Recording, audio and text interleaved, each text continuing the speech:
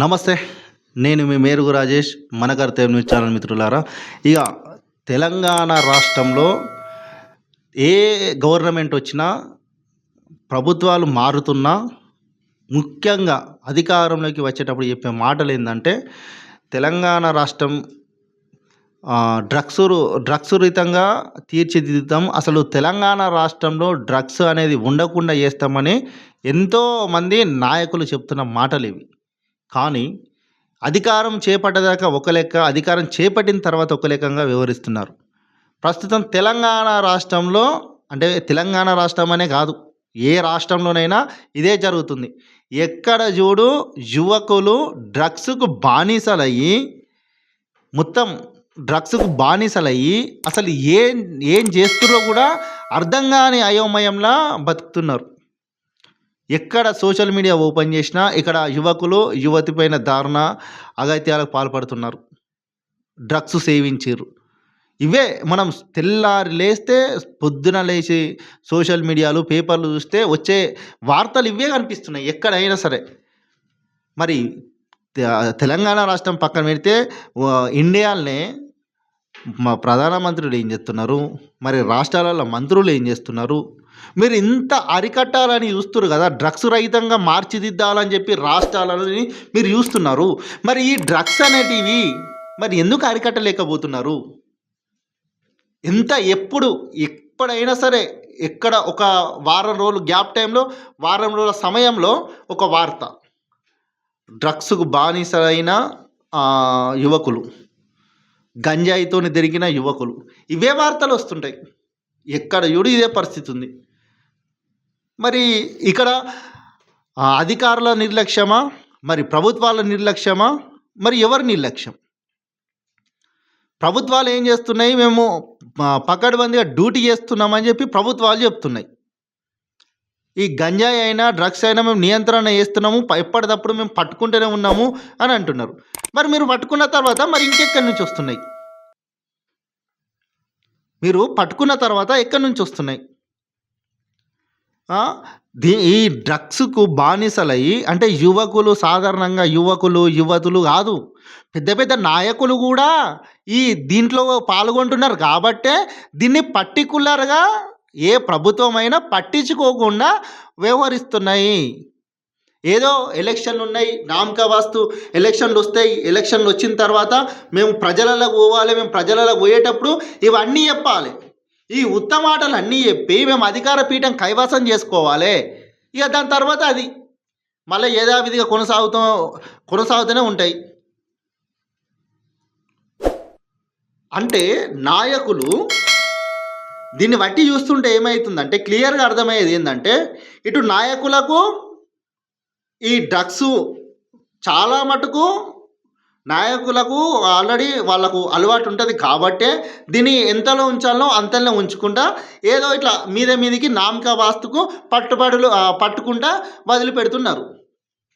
మరి ఇప్పటికీ సరే, ఇక పక్క రాష్ట్రాల గురించి పక్కన పెడితే తెలంగాణ రాష్ట్రం ఉంది. తెలంగాణ రాష్ట్రంలో గతంలో బీఆర్ఎస్ పార్టీ ఉండి, ఇప్పుడు కాంగ్రెస్ పార్టీ ఉన్నది. ఇప్పుడు కూడా రేవంత్ రెడ్డి సర్కారు కూడా మేము డ్రగ్స్ నియంత్రణ చేస్తాం, అసలు గంజాయి మొక్కలని ఏరి పారేస్తామని గతంలో కూడా చెప్పారు. కానీ ఇప్పటికీ కూడా అసలు ఈ డ్రగ్స్ నియంత్రణ ఎందుకు చేయలేకపోతున్నారు?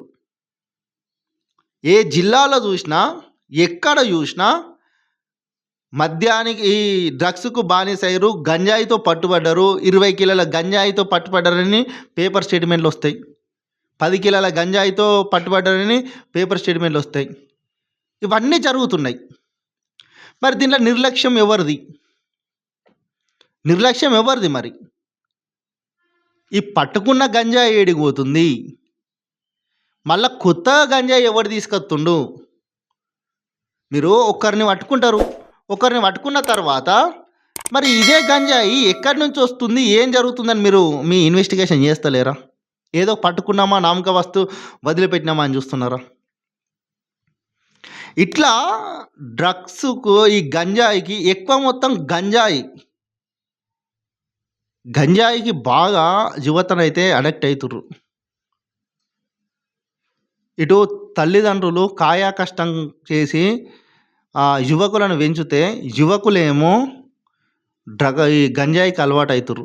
మనం చాలా గ్రామాలలో చూస్తున్నాం.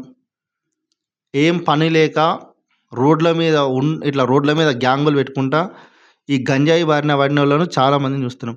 గతంలో ఈ గంజాయి కంటే ఎక్కువ గతంలో ఏంది అప్పుడొకటి మానసికంగా అడిక్ట్ కావడానికి అప్పుడు ఆన్‌లైన్ గేమ్‌లకు గూడా అడిక్ట్ అయ్యిర్రు గతంలో.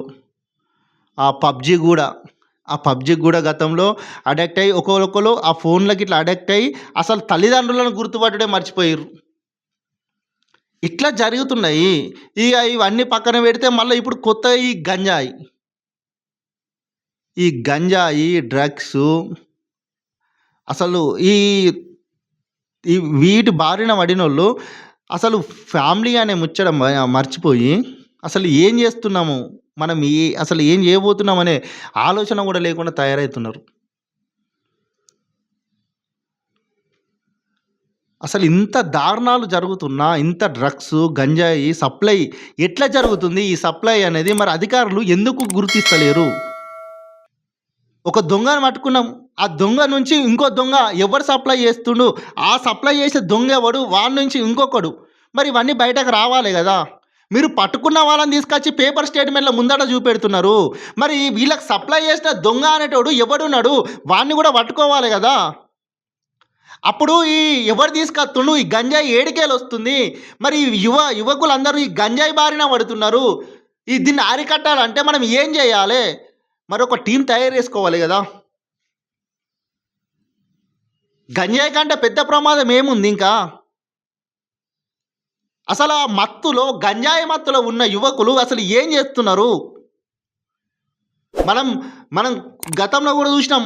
నిజామాబాద్‌లో ఒక తండ్రి కన్న కొడుకునే హతమార్చిండు. మొత్తం గంజాయికి అడిక్ట్ అయ్యి తల్లిదండ్రులను పిండిస్తుంటే ఆ బాధ చూడలేక ఒక కన్న తండ్రి కొడుకునే హతమార్చిండు. ఇవన్నీ సంఘటనలు జరుగుతున్నాయి. ఇంత జరుగుతున్న రాష్ట్రంలో మరి ఏం జరుగుతుంది? ఈ డ్రగ్స్ నియంత్రణ, ఈ గంజాయి కలుపు మొక్కలు ఇంకా ఏరివేస్తలేరు ఎందుకోసం? ఎక్కడ చూడు ఇదే యువకులు గంజాయితో పట్టుబడ్డారు. తెల్లారి లేస్తే పేపర్ స్టేట్‌మెంట్‌లకే పరిమితం అవుతున్నాం మనము. అసలు ఏం చేస్తున్నాం మనము? అధికారుల లోపమని మేము కూడా అంటలేము. కానీ ఈడ జరుగుతుంది ఏంది? ఇక్కడ దొంగలు దొరుకుతుర్రు. కానీ పూర్తిగా దాన్ని తొలగించే ప్రయత్నం మీరు కూడా చేయాలి కదా! ఎందుకంటే ఇప్పుడు ఒక దొంగ దొరికింది కాబట్టి ఆ దొంగకు ఇంకా ఎన్ని దారులు ఉన్నాయో మీరు తెలుసుకోవాలి కదా! ఈ దొరికిన దొంగనే పేపర్ల ముందట తీసుకొస్తున్నారు. ఆ దొరికిన దొంగని కాక మిగతా వాళ్ళని కూడా పట్టుకుంటే అయిపోతుంది కదా! ఈ దొంగలో ఎవడెవడు ఉన్నాడు ఏందన్నది మొత్తం బయటకొస్తది కదా! ఇట్లా రాష్ట్రంలో తెలంగాణ రాష్ట్రంలో ఇట్లా డ్రగ్స్ ఈ గంజాయికి మొత్తం గంజాయికి అడిక్ట్ అయ్యి యువకులు అసలు తల్లిదండ్రులను ఫ్రెండ్స్‌ని అసలు మొత్తం కంప్లీట్‌గా వాళ్ళు ఏం చేస్తున్నారు? ఎక్కడికి వెళ్తున్నారు? అనే ఒక అయోమయంలో ఉన్నారు. ఈ సప్లై అనేది మొత్తం బంద్ చేస్తే అయిపోతది కదా రాష్ట్రంలో. ఈ గంజాయి కలుపు మొక్కలను ఏరేస్తే అయిపోద్ది కదా! మొన్నటికి మొన్న సిద్దిపేటలో కొంతమంది యువకులు ఒక గదిలో కూర్చొని గంజాయి తీసుకుంటున్నట్టు సమాచారం వస్తే ఇక్కడ ఉన్నటువంటి సిద్దిపేట పోలీసులు అక్కడికి వెళ్ళి వాళ్ళని పట్టుకోవడం జరిగింది. వాళ్ళ దగ్గర నుంచి కొంత గంజాయి కూడా సేకరించడం జరిగింది. ఇట్లా రోజు జరుగుతూనే ఉన్నాయి. దీన్ని పూర్తిగా తొలగించే ప్రయత్నం చేస్తే అయిపోద్ది కదా! యువకులారా ఒక్కసారి మీరు ఆలోచించండి. ఏందంటే యువకులారా ఒక్కసారి మీరు ఆలోచించండి. ఈ గంజాయి బారిన పడితే తల్లిదండ్రులను మన కన్న తల్లిదండ్రులను కూడా మీరు మర్చిపోయి అసలు ఏం చేస్తున్నాము? మనం ఎందుకోసం ఉన్నాము అని ఒక్కసారి ఆలోచించండి. ఈ గంజాయి మత్తు పదార్థాలకు, ఈ డ్రగ్స్‌కు దూరంగా ఉండండి. ఎందుకంటే అసలు మనం ఏం చేస్తున్నామో, అసలు ఏ సమాజంలో బతుకుతున్నామో ఒకసారి ఆలోచించుకోండి. మిమ్మల్ని కన్న తల్లిదండ్రులు ఇట్లా గంజాయి బారిన పడి మా కొడుకులు ఇట్లా అవుతుర్రు అని ఎన్నో కథనాలు చూస్తున్నాం కాబట్టి ఆలోచించుకోండి. సమాజంలో జరుగుతున్నటువంటి పరిస్థితులు మీరు చూస్తూనే ఉన్నారు. అయినప్పటికి కూడా మీరు మానకపోతే తర్వాత మీ తల్లిదండ్రులను మీరే కోల్పోతారు. ఎందుకంటే ఎన్నో సంఘటనలు జరుగుతున్నాయి. ఇవన్నీ ఇవన్నీ గుర్తుంచుకొని, ఆలోచించుకొని ఈ డ్రగ్స్‌కు, ఈ గంజాయికి మేము దూరం ఉంటే ఒక ఫ్యామిలీని మేము నిలబెట్టుకుంటాము. ఒక ఫ్యామిలీని మేము నిలబెట్టుకుంటాము అనే ఆలోచనతోటి మీరు మెదలండి. ఎందుకంటే ఆ గంజాయి అనేది ఒక మహమ్మారి. గంజాయి అనేది ఒక మహమ్మారి. దీని ఆలోచనల పడ్డారో మీ జీవితాలు నాశనం అవుతాయి. యువత మంచిగా ఆలోచించుకోండి. ఆలోచించుకొని మెదలండి. ఈ గంజాయికి మీరు ఎంత దూరం ఉంటే మీకు అంత మంచిది. అట్లా ఆలోచించుకొని మీరు ముందుకు సాగండి.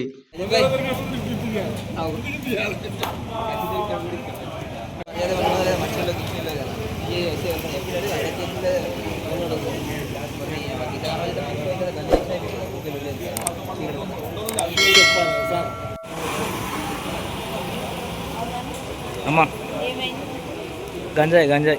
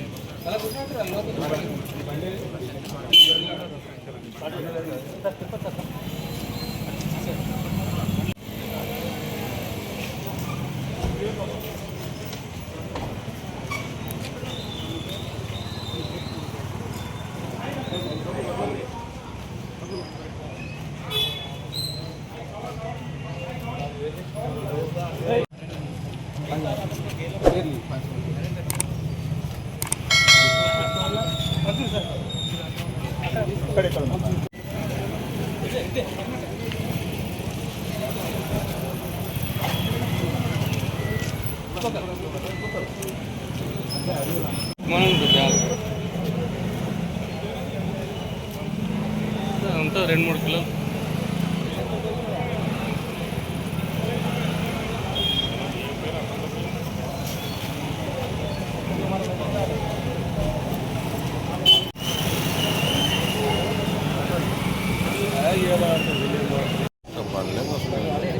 బండ్లు మా పిల్లలే అట మాత్రం ఉండదా ఇక